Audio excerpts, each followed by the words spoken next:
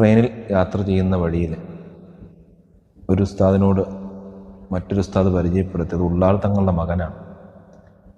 അപരിചിതനായ ഉസ്താദ് കോട്ടയം ജില്ലയിലുള്ള അദ്ദേഹം സയ്യിദ് അവറുകളുടെ അടുക്കലേക്ക് ചെന്നു കൈപിടിച്ചു പ്രാർത്ഥിക്കണമെന്ന് പറഞ്ഞു. എൻ്റെ വീടിൻ്റെ ചെറിയ പ്രയാസവും പ്രശ്നമുണ്ട് എന്ന് പറഞ്ഞപ്പോൾ, അപ്പോൾ തന്നെ നിങ്ങളുടെ വീട് ഇന്ന രൂപത്തിലല്ലേ, ഇന്ന ഭാഗത്തല്ലേ നിങ്ങൾ ഉദ്ദേശിക്കുന്നതെന്ന് ചോദിച്ചപ്പോൾ അദ്ദേഹം അക്ഷരാർത്ഥത്തിൽ ഞെട്ടിപ്പോയി. എന്താണ് ഞാൻ കാണുന്നത്, കേൾക്കുന്നത്? സ്വപ്നമാണ്.